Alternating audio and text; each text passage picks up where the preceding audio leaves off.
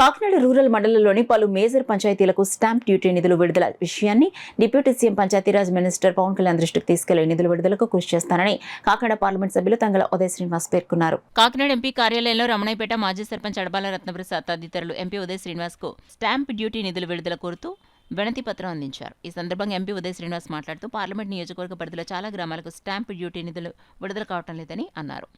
ఈ విషయాన్ని పంచాయతీరాజ్ శాఖ మంత్రి పవన్ కళ్యాణ్ దృష్టికి తీసుకెళ్తానని హామీ ఇచ్చారు. రమణయ్యపేట మాజీ సర్పంచ్ అడబాల రత్నప్రసాద్ మాట్లాడుతూ గతంలో రమణయ్యపేట పంచాయతీ ఆర్థిక సంఘం నిధులు, స్టాంప్ డ్యూటీ, ఇంటి పన్నులు, బిల్డింగ్ నిర్మాణ ఫీజులు తదితర నిధులతో ఆర్థికంగా పటిష్టంగా ఉండి ఎన్నో అభివృద్ధి పనులు జరుగుతుండేవని అన్నారు.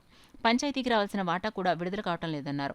స్టాంప్ డ్యూటీ నిధులు కోరుతూ స్థానిక ఎంపీ ఉదయ్ శ్రీనివాస్ కు వినతి పత్రాన్ని అందించినట్లు అడబాల తెలిపారు. చింతపల్లి సుబ్బారావు, నిమ్మకాయల వెంకటేశ్వరరావు, ఎస్ శ్రీ నగేష్, రాజా, బుద్ధరాజు, సత్యనారాయణ రాజు తదితరులు వినతి పత్రాన్ని అందించారు. గతంలో సర్పంచ్ చేసినప్పుడు మన రోనపేట గ్రామ పంచాయతీకి స్టాంప్ డ్యూటీ, అదే ఆర్థిక సంఘ నిధులు, ఇంటి పన్నులు, అదే బిల్డింగ్ ప్లాన్లు అమౌంట్ కూడా అలా వచ్చి ఎంతో అభివృద్ధి చెందుతూ ఉండేది, ఆర్థికంగా ఎంతో పటిష్టంగా ఉండేది. కానీ ఇటీవల మన పంచాయతీకి ఎన్నికలు జరగకపోవడంతో 15వ ఆర్థిక సంఘ నిధులు నిలిచిపోవడం జరిగింది. అదేవిధంగా ప్రభుత్వం కూడా 2022 నుండి ఈనాటి వరకు కూడా స్టాంప్ డ్యూటీ కూడా విడుదల చేయడం లేదు.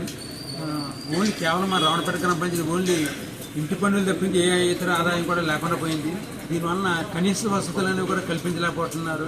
అదే గ్రామాభివృద్ధి మొత్తం శూన్యం అయిపోయింది. అంచేత ఎంపీ గారిని కలిసి ముందు అర్జెంటుగా మన ఉప ముఖ్యమంత్రి, పంచాయతీ శాఖ మంత్రి అయిన శ్రీ పవన్ కళ్యాణ్ గారి దృష్టికి తీసుకెళ్లి స్టాంప్ డ్యూటీ నిధులు పెంచవలసిందిగా మన ఎంపీ గారిని కలిసి వినతి పత్రాన్ని ఇవ్వడం జరిగింది. వారు కూడా దాన్ని స్పందించి చాలా పంచాయతీకి ఈ సమస్య ఉందనేసి మన పవన్ కళ్యాణ్తో మాట్లాడుతానేసి చెప్పడం జరిగింది.